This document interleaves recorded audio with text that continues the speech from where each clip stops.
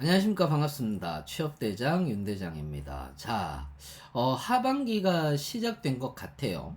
이제 슬슬, 이제 뭐 한국해외인프라도시개발지원공사도 이제 떴고요.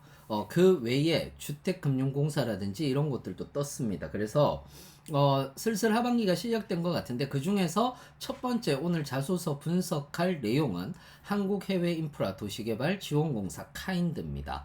자, 카인드 같은 경우에 대한 소개는 앞전 영상에서 여러분들한테 이야기를 해 놓았으니까 그 부분들을 여러분들 같이 참고해 주시면 굉장히 좋을 것 같아요. 자, 1차 서류에서 어떤 얘기를 하고 있느냐면은 대부분 이제 정량 평가는 적부 판정하겠다 이렇게 얘기를 하고 있어요. 조금 특이하죠. 왜 특이하냐면 대부분 정성 평가를 적부 판정하는 경우, 즉 자소서를 적부 판정하는 경우들이 있는데 이제 자소서는 우리가 보고 그 다음에 어, 대부분 이제 자격 조건이 되면 요 부분은 적부 판정하겠다 이렇게 얘기를 하고 있어요. 그렇기 때문에 경험 기술서와 그 다음에 어떤 거? 그 자소서가 굉장히 중요합니다. 오늘 자소서는 카인드 채용, 경력직과 신입직 지금 채용하고 있고, 인턴까지도 채용을 하고 있는데, 신입직을 중심으로 해서 이야기를 드리도록 하겠습니다. 정량평가에서 적부 판정 같은 경우에서는 대부분 어떠냐면은, 토익 850, 그리고 오픽 IH, 요게 이제 따로따로 있는데, 요거 이상이면 된다라고 이렇게 얘기를 하고 있어요. 자, 그러면 빨리 이제 경험 기술서부터 한번 들어가 보도록 하겠습니다. 자, 우리가 경험 기술서가 있고 자소서가 있어요. 경험 기술서 같은 경우에서는 직무와 관련되어서 경험이라고 얘기를 했잖아요. 그러니까 신입직에 한한다라고 얘기를 해서 이미 전 직장이나 인턴을 쓰는 것이 아니라 팀 과제나 공모전 그리고 대외 활동이나 동아리, 동호회 활동 중에서 작성하는 것이고요. 이것과 관련해서 반드시 여러분들이 확인해야 되는 것 중에 하나가 바로 직무기술서예요. 직무기술서를 우리가 한번 살펴보도록 할게요. 직무기술서는 반드시 확인을 해주시면 좋은데 한번 쭉 우리가 살펴보도록 하겠습니다. 직무수행 내용이 해외 인프라 도시개발 그리고 해외 인프라 도시개발 프로젝트 관리 경영기획 사무행정이에요. 그러니까 당신들이 경험기술서가 있는데 이런 역량을 가지고 있느냐라고 이렇게 묻는 거예요. 이렇게 묻는다면 일단 기본적으로 지식이나 기술이나 직무수행 태도를 얘기하는 건데 이 중에서 하나, 두 개 정도를 가지고 있느냐인데 예를 들어서 해외 인프라 개발 동향 정책에 대한 이해다라고 얘기를 했다면 여러분들이 팀 과제라든지 이런 것들을 했을 때 이것과 관련한 2018년부터는 이것과 관련한 과제라든지 이런 것들을 굉장히 많이 했을 거예요. 만약에 했다면 그 외에도 대부분 이제 품질 원가 분석과 관련된 지식이라든지 그 다음에 그 외에도 프로젝트 관리에서 계약서 내용 파악 능력이라든지 업무 우선순위 설정 능력 이런 것들은 동아리라든지 이런 데에서도 충분히 할 수 있는 능력이잖아요. 업무 우선순위를 내가 어떤 식으로 배분했고 나에게 주어진 역할은 이런 것이었다 라는 것을 얘기를 할 수가 있는 부분이죠. 그 외에도 의사결정사항 조정 능력이라든지 이런 것들은 프로젝트 관리 직무에 적합한 능력을 저는 가지고 있습니다. 라는 이야기를 하실 수가 있어요. 대부분 경험기술서라고 얘기를 했을 때 얘는 경험기술서라고 얘기를 했을 때에는 대부분 기술서잖아요. 그러니까 우리가 개조형으로 쓰는 경우들도 있어요. 개조형으로 쓸 수도 있고 또는 아예 기술형으로 쓸 수도 있는데 기술형으로 내가 쓴다라고 얘기를 했을 때 얘는 예를 들어서 이런 거요. 사무행정과 관련되어 있다라고 얘기를 했을 때는 저는 일정 관리 능력, 그리고 자료 검색 능력, 데이터베이스 관리 능력, 해외 사업에 대한 프로젝트에 대한 분석 능력, 이런 것들을 획득했습니다. 라고 이렇게 얘기를 하는데, 기본적으로 세 단계로 쓰시면 됩니다.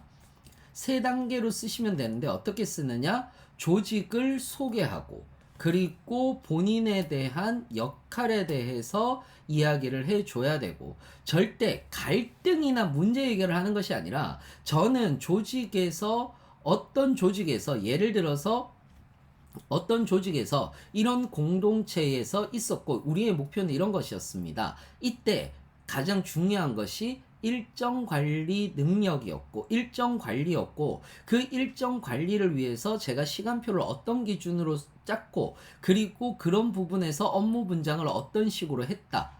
그래서 우리는 목표를 달성할 수 있었고 그로 인해서 일정 관리 능력이라든지 또는 어떤 프로젝트를 했으니까 그 프로젝트에 대한 역량을 획득할 수 있었다라는 내용을 여러분들이 기술형으로 쓰던 아니면 내가 경험이 많다면 개조형으로 쓰셔도 됩니다. 개조형은 나열형이죠. 그래서 어떤 목적에 대해서 얘기를 하고요. 그러니까 어떤 프로젝트 제목, 그 다음에 기간, 활동 내용, 그리고 그 외에 이제 결과 이런 것들을 쓰는 것이 바로 개조형이다. 그렇게 해서 여러 가지를 쓰는 것이 개조형이다라고 이렇게 생각을 해 주셔도 될 것 같습니다. 자, 자기소개서로 넘어갈게요. 자기소개서에서 본인이 지원한 직무를 수행하기 위해 어떠한 면에서 준비가 되어 있으며 해당 능력을 갖추기 위해 어떠한 노력을 하였는지 기술하여 주십시오라고 얘기를 했잖아요. 자, 그러면 우리가 앞서서 경험기술서에서 뭐를 했습니까? 역량을 얘기를 했죠. 이것도 똑같아요. 직무기술서에서 앞에서 이야기를 한 역량을 제외한 다른 역량을 택해서 여러분들이 선택을 해주시는 것이 매우 좋고요. 그리고 지원한 직무에 대해서 정확하게 알고 있어야 되고 적어야 합니다. 그러니까 무슨 말이냐? 저는 어떤 경험을 통해서 그러니까 어떤 경험을 통해 어떤 역량을 획득하였고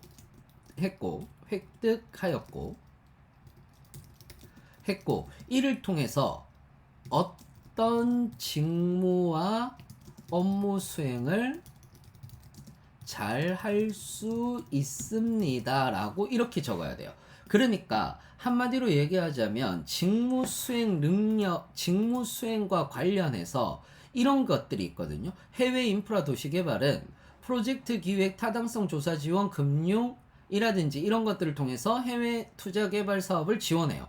이걸 위해서 위로 올라가 보면 도시개발 트렌드라든지 금융자문 프로세스라든지 이런 것들을 알고 있어야 되거나 또는 해외 인프라 사업 환경 분석 능력, 한마디로 얘기하자면 해외 사업 분석 능력인 거거든요. 이런 것들을 해본 프로젝트가 있다면 그런 프로젝트를 가지고 저는 이런 역량, 이런 직무를 할 수 있습니다 라고 이야기를 해주는 것이 가장 좋다라는 겁니다. 어떤 의미인지 이해되셨나요? 이렇게 여러분들이 보시면 되는데 1번이 사실상 매우 중요해요.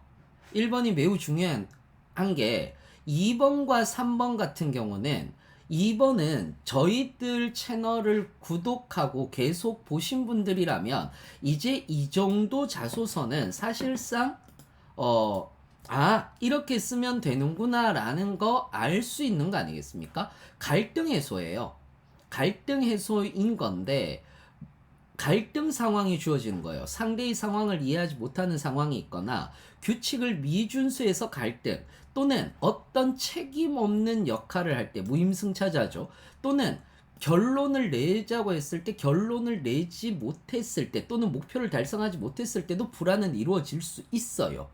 그래서 결론이 안 난다면 구성원의 이야기를 듣고 의견을 모아서 나는 정리했다 라고 얘기를 하든지 아니면 규정에 대한 숙지를 시키고 규정에 대한 역할을 다시 한 번 더 부여했다 또는 무임승차자에게는 본인의 역할을 제공했다 또는 상대의 상황을 이해하지 못하는 상황에서는 나는 상대의 상황을 이해할 수 있도록 상대의 상황과 배경을 모두 다 설명했다 라는 이런 내용을 가지고 여러분들이 써주시면 되는 거예요. 역할, 행동, 성과잖아요. 그러니까 본인의 어떤 경험 중에서 나는 어떤 프로젝트를 하는데 이런 일이 있었는데 이 갈등의 원인은 이런 것이었고 그 원인에 대한 해결은 이렇게 했다라고 이렇게 나와야 돼요.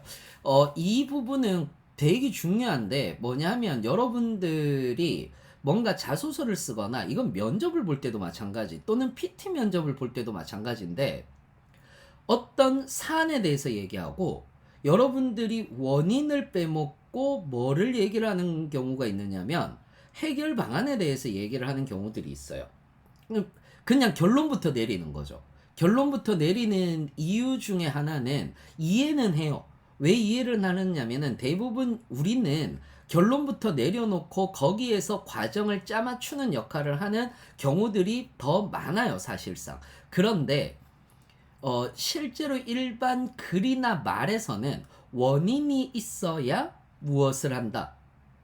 결과가 나온다. 또는 해결 방안이 나오는 거거든요. 그래서 일반적으로는 반드시 원인 분석이 필수다라는 점. 이 점을 여러분들이 기억해 주시기 바랍니다.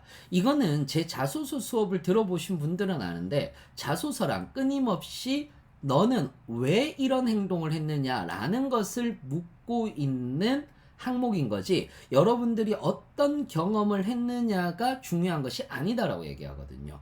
왜냐하면 회사 생활을 하거나 무슨 생활을 할 때 반드시 왜 이런 것들이 굉장히 많이 묻고 있기 때문입니다.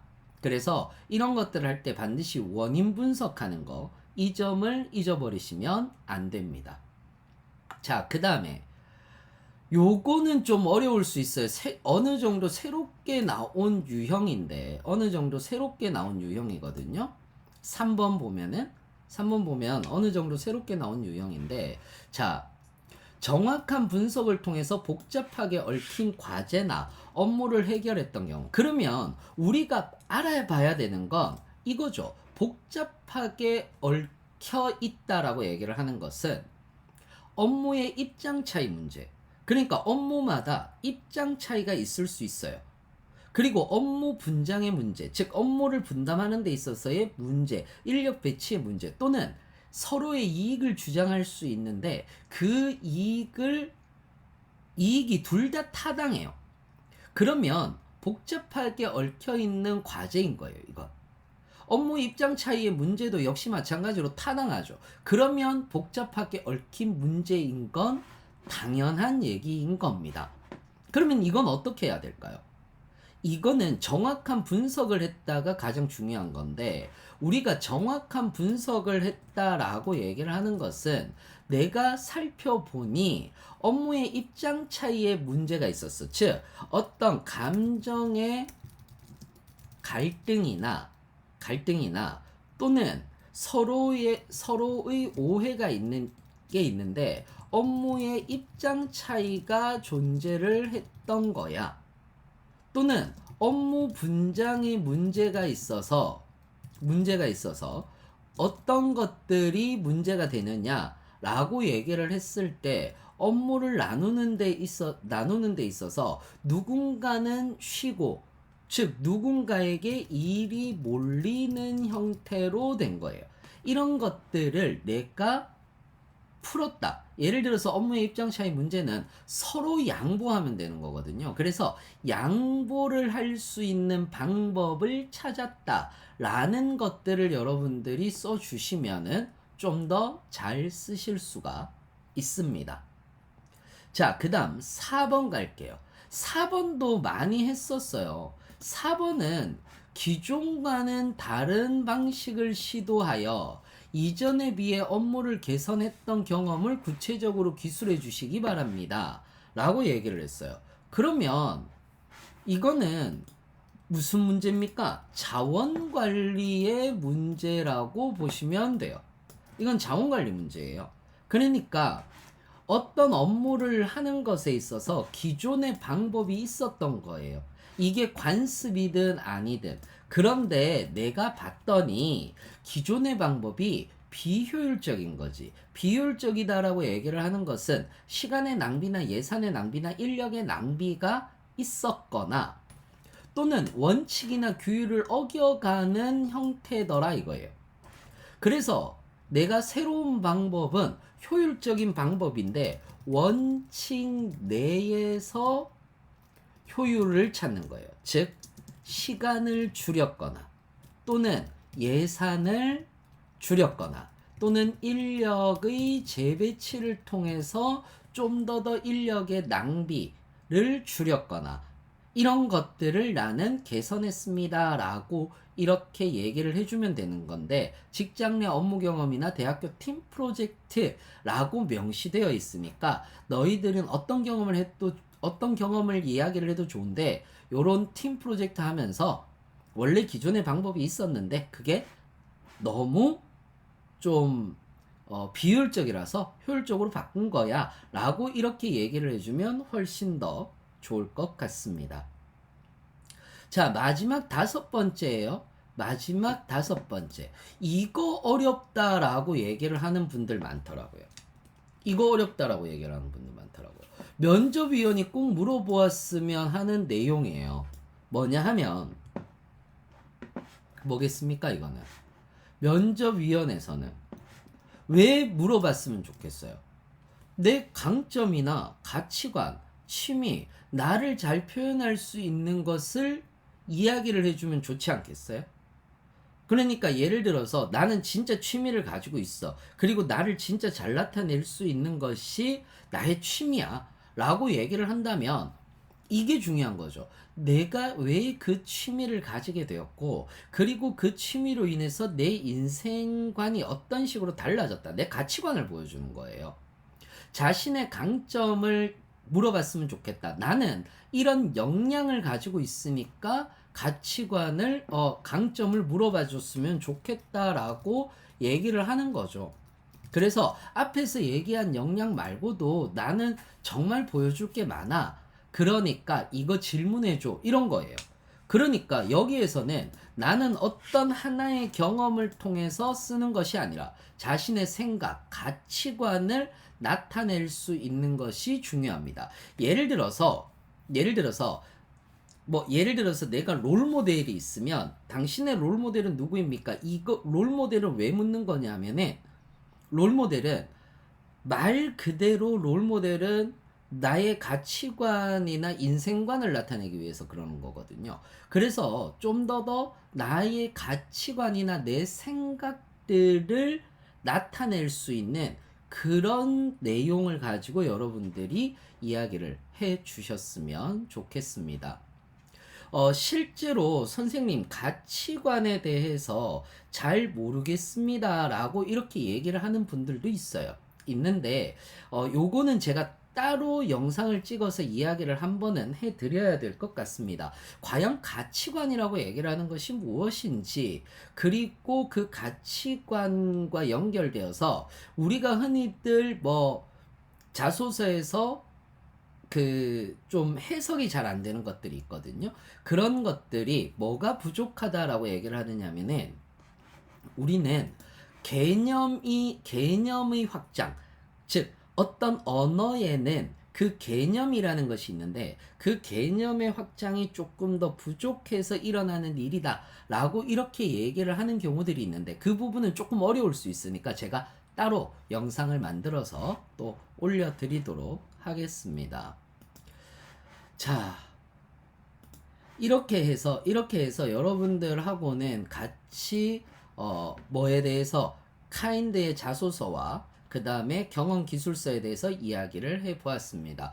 많은 도움이 되셨길 바라고요. 좋아요와 구독 그리고 알람 설정까지 부탁드리도록 하겠습니다. 저는 더 좋은 콘텐츠를 가지고 여러분들을 만나 뵙도록 하겠습니다. 이상으로 마치겠습니다. 감사합니다.